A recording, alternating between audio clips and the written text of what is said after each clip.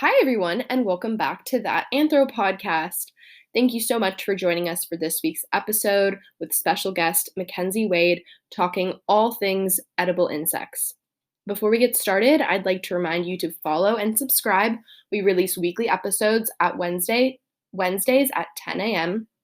and follow our Instagram at That Anthropodcast for more details about the episode, background on guests, and just some fun content.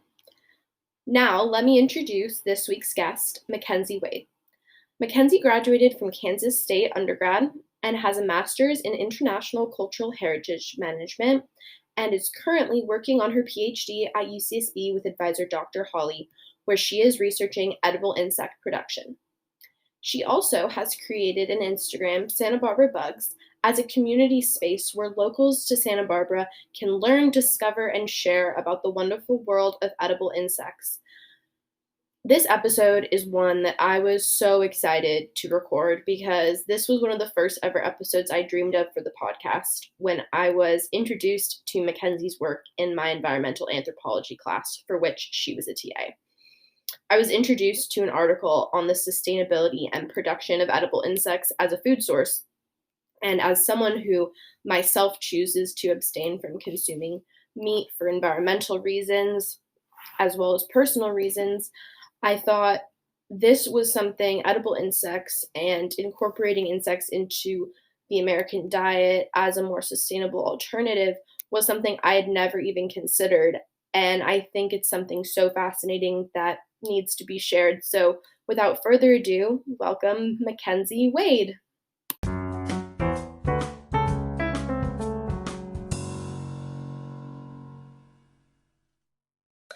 Welcome to the podcast. It's great to have you here.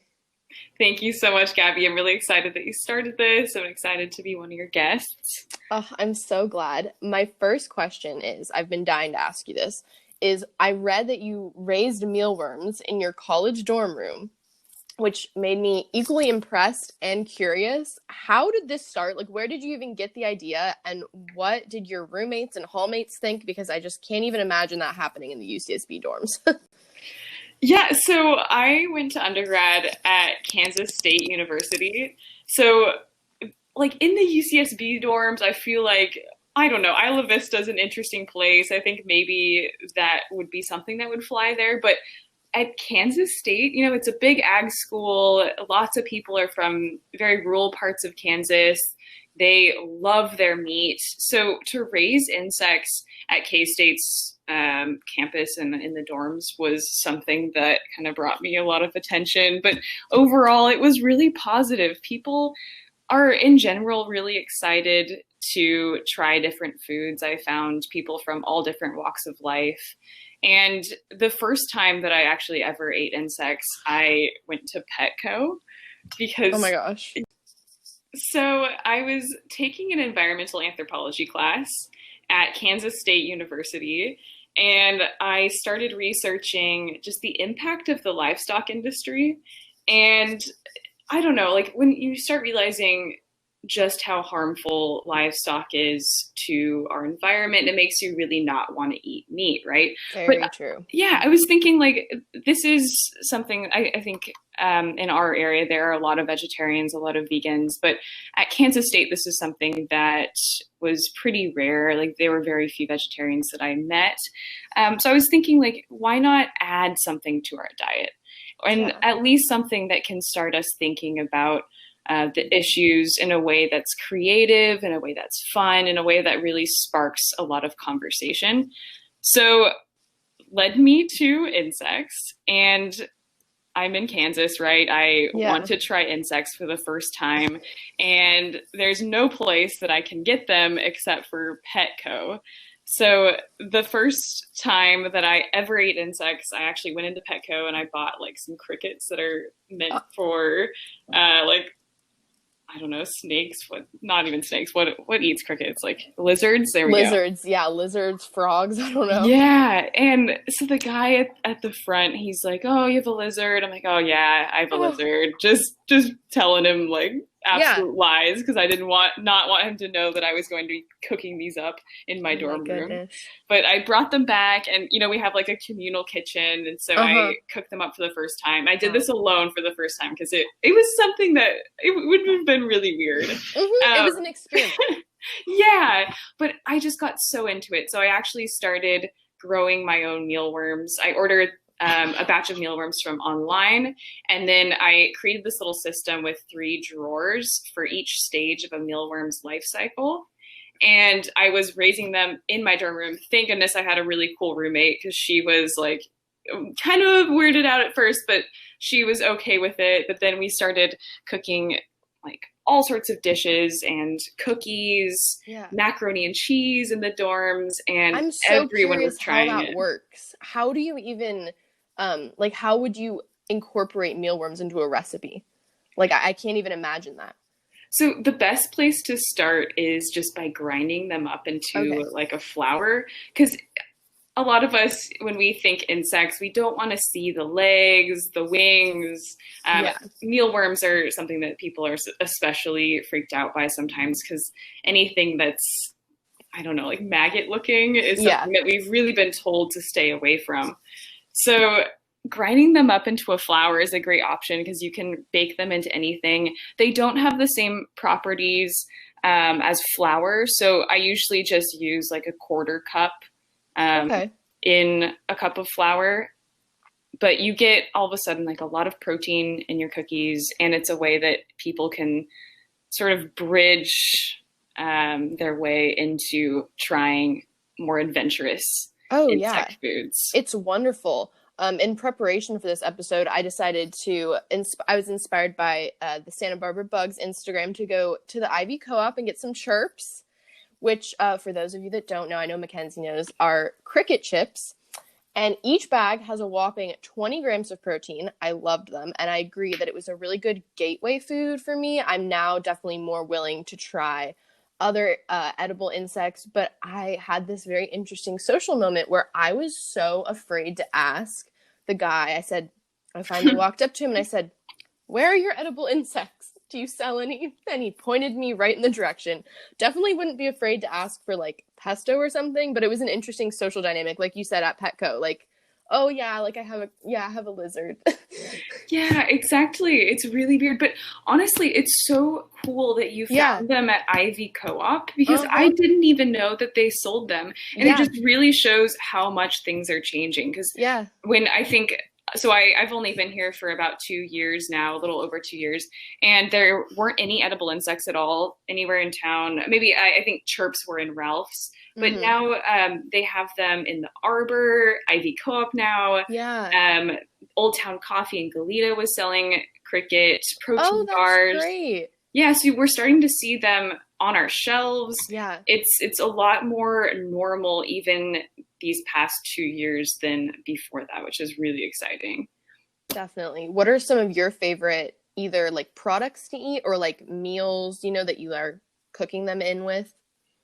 So Chappellinus, that's grasshoppers. So Chappellinus are really popular in parts of Mexico, especially in and around Oaxaca.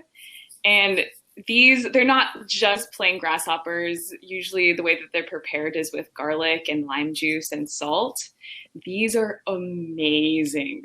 Really, really good. It's kind of like eating beef jerky, where there's like a lot of flavor and a lot of really great texture, but without like the impact of beef jerky. So Chappellinus are awesome.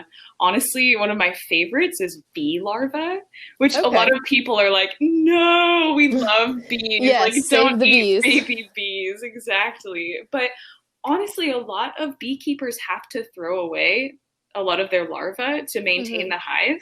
So these insects that are thrown away could be eaten or incorporated into the local food system.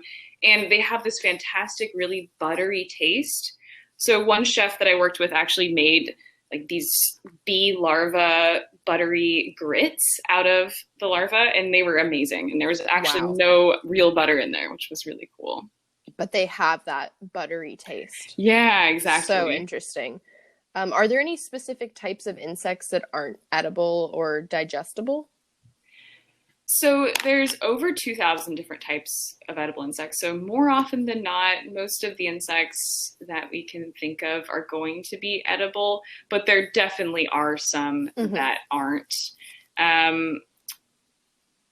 But honestly, the insects that we think of as dangerous, like scorpions or tarantulas, I know those aren't technically those insects. are eaten all over the world. When I was in Japan, they had them on a stick, a scorpion on a stick. Yeah, exactly. Those are perfectly edible insects. You obviously aren't just going to be eating the stinger of a scorpion, but yeah, those are edible insects. Another one that there was a lot of fear around recently were murder hornets. Remember, did you see that in the news? I did. Yeah, so murder hornets are totally edible, and they're also eaten in parts of Japan. They're considered a delicacy. The larva is eaten, also just the whole hornet.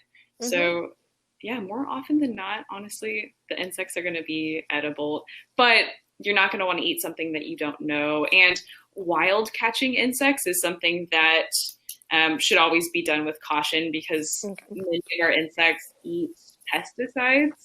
So when people do wild catch insects, they have to keep them separate for a while and feed them other things to sort of get any pesticides out of their system. That makes a lot of sense. Definitely something to consider if anyone is considering going out and catching your own. Let's maybe not.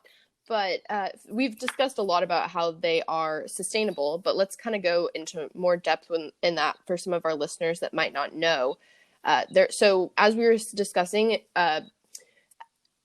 insects are already eaten and utilized by, I think, about 2 billion people, mostly in the southern hemisphere of our world. And really, as we were discussing, our culture needs to slowly start realizing that and moving towards incorporating them into our diets and our food industry, because they truly are a really great alternative food source. So do you want to kind of explain some of the main impacts? Yeah, so I think the best comparison is just looking at the livestock industry, because insects are livestock, which is always just a funny thing for people to think about. And they honestly are called micro livestock or mini livestock in the industry world. And they really are. So it's important to compare them alongside other livestock. So definitely, when we think about the environmental impact of the livestock industry, we see that it's really contributed to a lot of deforestation. So 26% of the Earth's land has been deforested just to provide grazing space for livestock. And a lot of the grain that we produce doesn't go to people. So if we think about high rates of hunger, a lot of the grain that we're producing doesn't go to those people. It actually goes to livestock, who then don't convert it into more feed for people. So it's about 30% of grain production. And they also contribute a lot to greenhouse gas emissions. I think you shared an awesome picture on Instagram from the Chirps website. I did. That shows the farting cows. Yeah, it's true. Yeah. That's more greenhouse gas than all forms of transportation combined. So when you get in your car and you think like, oh, I probably shouldn't drive everywhere, it's like bad for the environment, eating meat is a lot worse. It's much worse. Yeah. And it takes a lot of water, a lot of space. It just takes a lot of resources to produce the amount of meat that we consume. And I think that is pretty well known to a lot of people, just the impact of the industry, but it's less clear what we should do about it. So like we talked about at the beginning, just like what are our options for reducing our impact? Yeah. And insects, they really do provide a great solution. So they can convert feed really quickly and really efficiently into protein. And you can feed them organic waste. So the material that we don't eat, that usually just gets wasted, we could be feeding insects on that organic waste. There's also evidence that shows that mealworms can break down styrofoam, which is awesome, right? That would be amazing. Yeah, so it's kind of unclear, like, can we eat them after? Probably not. Probably not. But still, like, there's a lot of potential there. They produce a lot less greenhouse gases, less water, less space. Just basically, they are a lot more sustainable than other livestock. I'm curious, is the organic waste that they eat like whole, or does it need to be kind of decomposed? Like, could they be fed off of like compost, for example? Yes, they can be fed on compost. Black soldier fly larva is a really great insect that a lot of people are using right now because they can break down compost really well. They produce quickly. And then also black soldier fly larva is delicious. So we can eat it. We can also feed it to chickens or fish. So it can be reused that way too. That was another question that I had about insects being a real potential to be made into a more sustainable feed for chicken and fish than what is being used now. What is your thoughts on that? Yeah, so it's really true, but I also am a little bit skeptical about saying that that's true or like agreeing with that, but only because I think that once we start saying like, oh yeah, edible insects are great, let's just feed them to our cows and chickens. I think that allows us this like, I don't know, this like scapegoat where we don't have to then think about ourselves eating them or like incorporating them into our own diets. So I would just like say like, yeah, they're great for other animals as well, but we should also incorporate them into our own diets. I completely agree with that. But I also think that in the process, because I'm trying to imagine, my family switching completely off of meat. And I think there's going to have to be in our culture, just because we are so dependent on that, there's going to have to be that time for the switch. And I hope that as people realize more of the really cool things that insects can do, both in our diets and in other aspects, I think it'll be good to raise that awareness that they have other purposes as well. Yeah, I totally agree.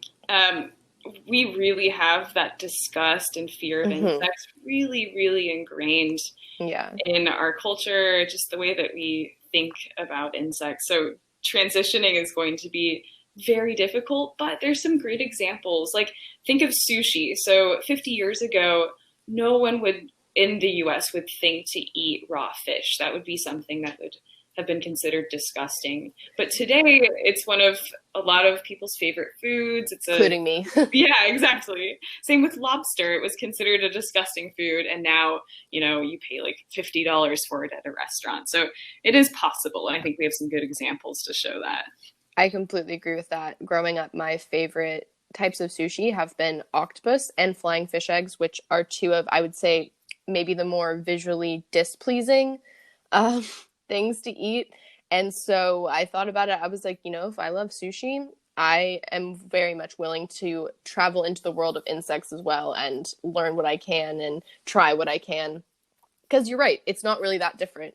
And just getting over that societal pressure, they're good. They're good, and they taste good. The cricket chips were delicious. I love them. 100% will be buying them again. Awesome. Yeah, and it takes a good taste experience, right? If we're like, I don't know, sitting in some back alley and some like person just forces us to eat a bug, it's not going to be a fantastic experience. But if, for example, like with sushi, if you sit down at a nice restaurant, you have this known chef who's preparing you this meal and you have like the full experience. Or if you were like with a community who eats insects traditionally, say like in Oaxaca or in Cambodia or in Kenya, you eat like mopani worms, then you're going to have a taste experience where you're learning from the people around you and you're really tasting. You're not being sort of forced into the boxes of what we consider to be good or bad food. Definitely. Well, thank you for touching on that. But I want to focus on some of like your research in this field and, your path as an anthropologist. So have you always wanted to be an anthropologist? What inspired you to enter this beautiful, wonderful field that we call anthropology?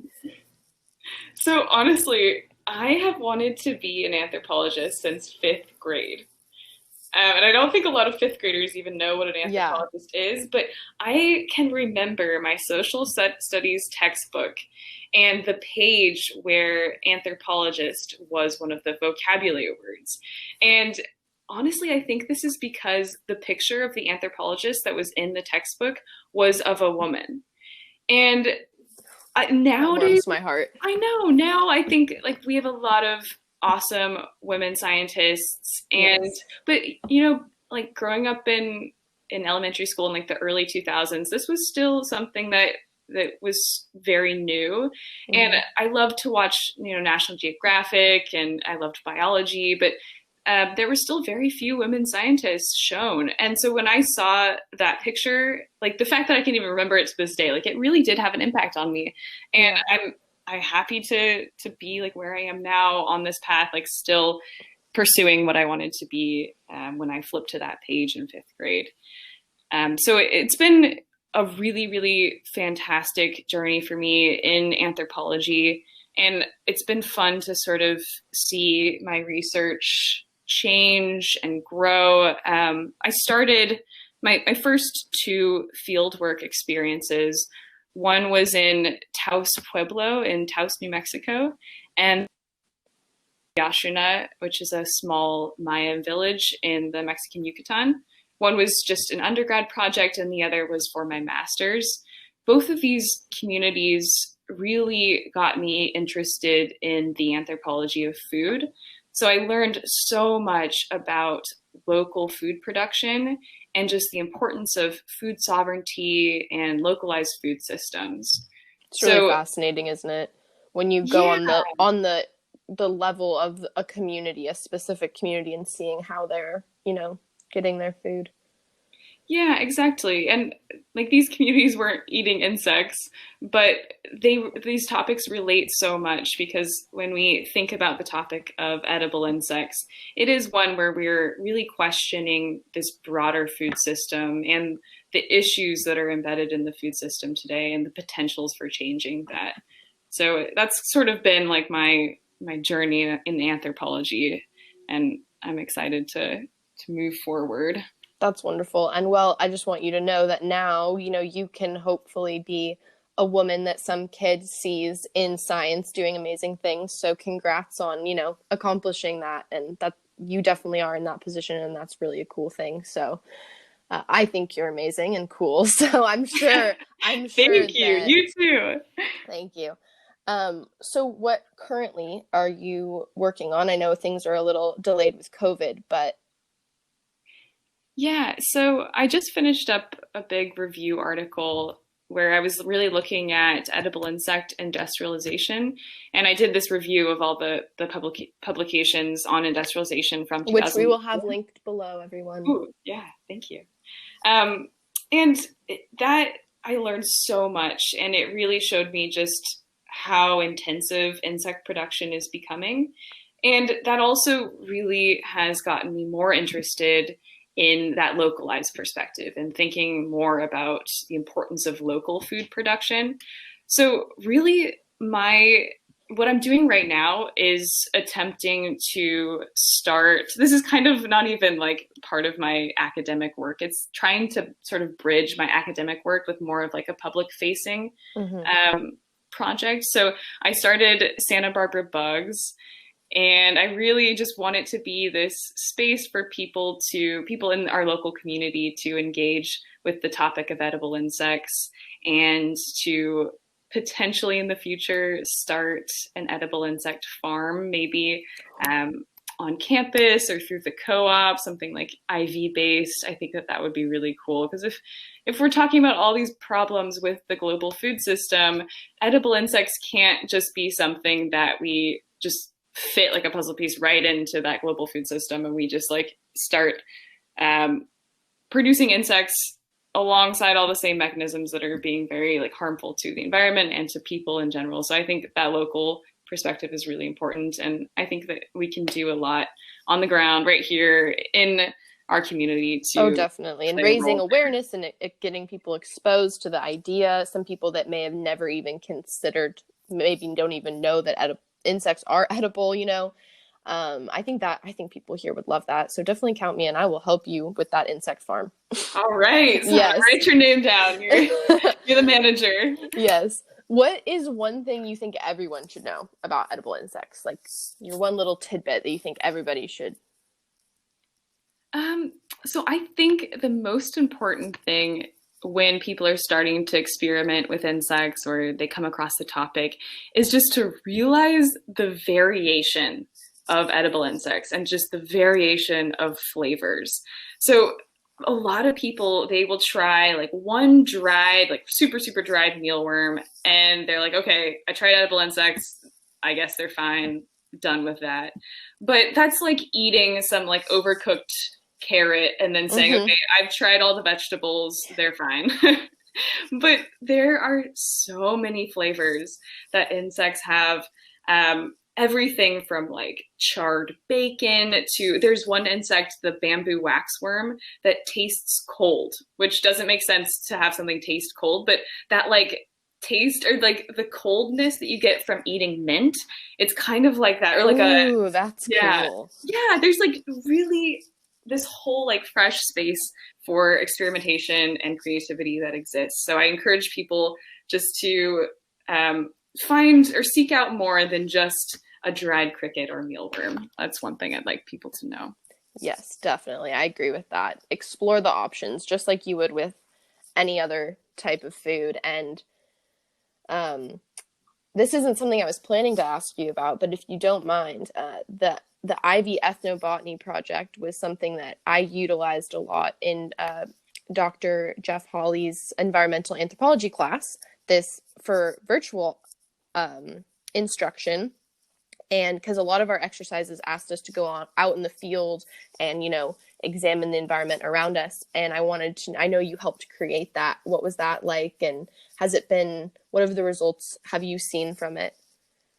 Oh, it's been so fantastic because, our student body and just other people in the Ivy community, they care about the environment. They're really interested in learning about different plants. And I think a lot of the education that we get is sort of hands off. Like I don't know, in like botany classes, we learn about plants, but you don't walk around your neighborhood, for example, and question what plants are there and whether or not they're edible and what other communities in the world maybe eat or use these plants. So it's been so fun. It's like we talked about, just that localized perspective. You're seeing something that is like maybe a weed growing in your parking lot, and you dig into where that weed comes from, why it's there, what uses it has. And it's just a really exciting way to get to know people in the area and to get to know the plants. The uses were my favorite part. The medicinal uses, plants that I never would have assumed would have been edible or had like a cultural significance, like, the Chumash in our same area maybe used it for X, Y, and Z. And that was so cool just to be able to explore that. So I definitely encourage our listeners to check out the Ivy Ethnobotany project, especially if you are local to Ivy, because it has a lot of really interesting information. And I think we can all appreciate where we are more once we know more about it and connect to like you said, connect to what we're being surrounded with. Yeah, I totally agree. Well, thank you so much for coming on the podcast. I'm going to have everything for MacKenzie linked below so that you guys can learn more, explore more. I think we both challenge you to maybe try an edible insect or two. Like she said, don't give up at first. Maybe look into ones that, I don't know, like you said, taste like bacon, if that's going to be your gateway. And check out chirps. So thank you so much for coming on. Thanks so much for having me, Gabby.